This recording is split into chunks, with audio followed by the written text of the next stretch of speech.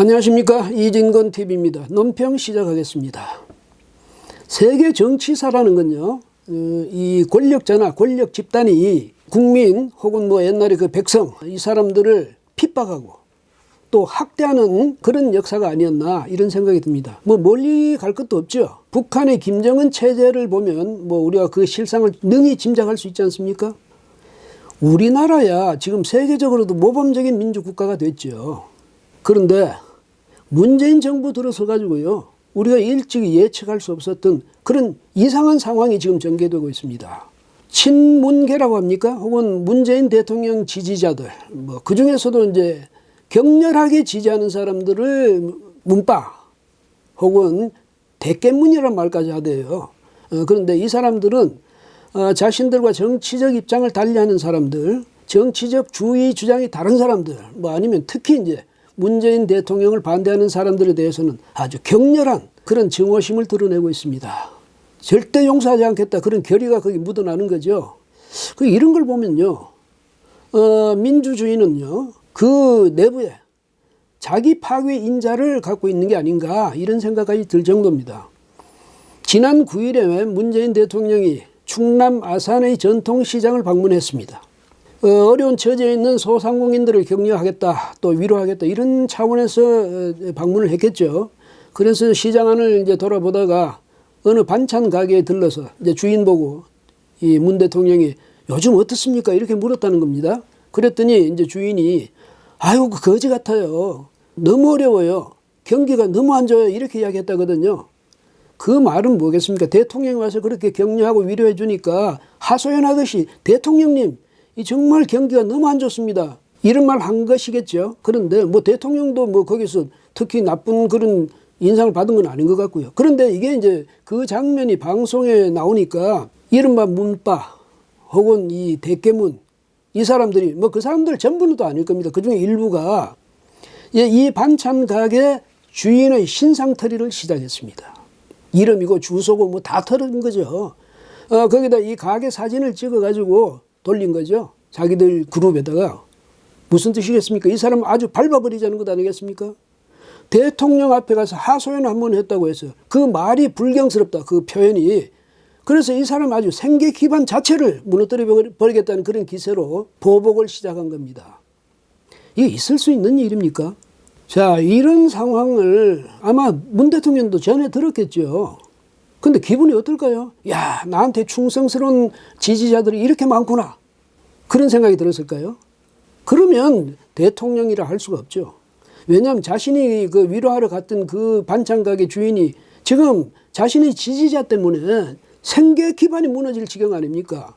이러면 대통령으로서는 걱정스러워야죠. 그리고 상식적으로 생각하면 자신을 지지하는 사람들한테 자, 이건 아니다, 오히려 우리가 그 사람들을 격려해주고 도와주자, 이런 메시지라도 보내야 되는 것 아니겠습니까? 민주주의가 민주주의를 파괴하는 그런 모양을 우리 국민들이 봐야 하는, 참 이 상황, 이 사태가 안타깝기 그지없네요. 문 대통령 조국 그 사람 구하기 위해서 윤석열 검찰총장을 얼마나 국민들이 듣기에는 엄청스레 큰 소리를 비난하고 불쾌감을 표하고 하지 않았습니까? 자신은 굉장히 뭐 절제된 목소리로 했다 하지만 그 기분을 못 느낄 국민이 어디 있겠습니까? 그런데 조국 전 장관에 대해서는 그렇게 안타까움을 표하면서 윤 총장까지 그렇게 이제 몰아세우면서 그 반찬 가게 주인 구하기에는 안 났습니까? 대통령은 국민에 대해서 한 사람이라도 구해주는 게 그게 도리지요.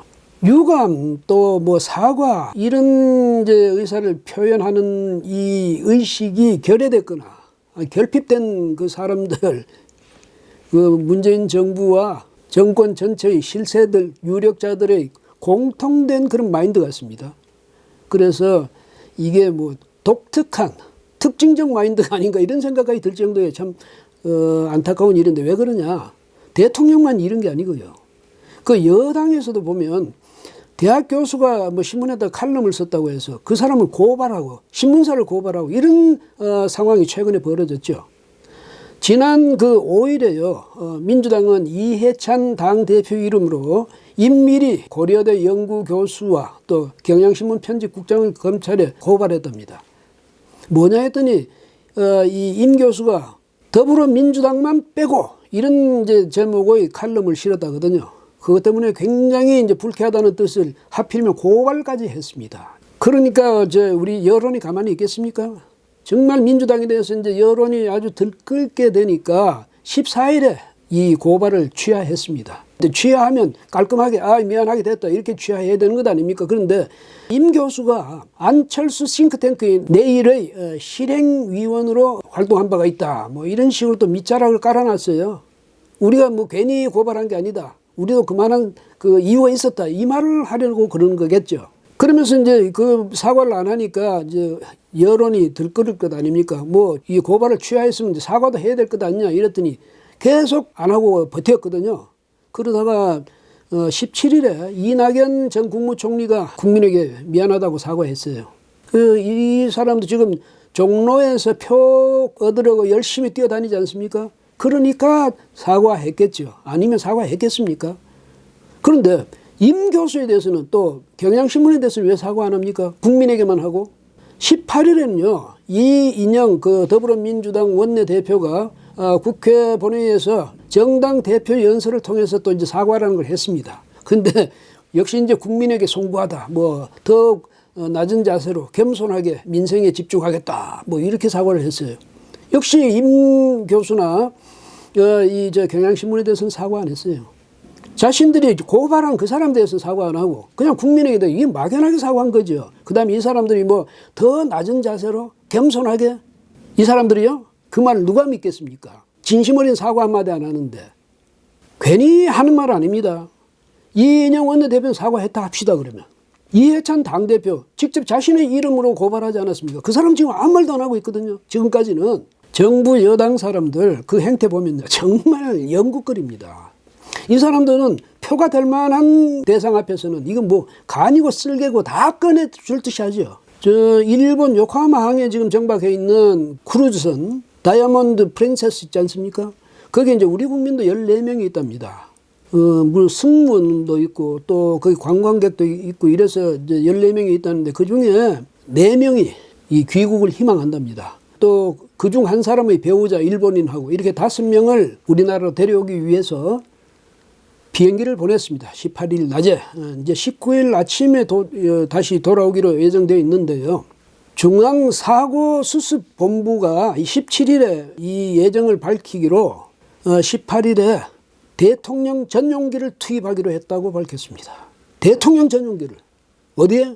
아니 우리 국민 4사람하고 그 배우자 일본인 1사람 이렇게 5명을 귀국시키는데 대통령 전용기를 내보낸 겁니다. 대단하죠. 그래서 국민들은 와 대통령 정말 국민을 사랑하는 마음이 하야와 같구나 이렇게 생각했을 것 아니겠습니까? 근데 알고 봤더니 공군 3호기 이건 이제 대통령이 한 번도 타보지 않은 전용기였답니다. 그나마도 2008년부터는 전용기에서 해제가 됐답니다. 이제 정부 뭐 고위 관료들이 타고 다닐 수 있도록 된 거죠. 아니 그냥 공군 3호기 보내기로 했다 이러면 될 것 아닙니까? 무슨 거기 대통령 전용기가 왜 나옵니까? 이런 사람들이에요. 권력의 맛을 들인 사람들 있지 않습니까? 이런 사람들이 웃음 정말 조심해야 됩니다. 예?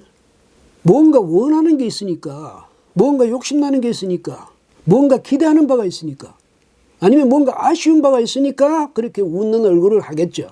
그러니까 바꿔 말하자면 그 욕구가 다 채워지면 그 다음에 어떻게 하겠습니까? 싹 변하겠죠. 태도가 돌변할 겁니다.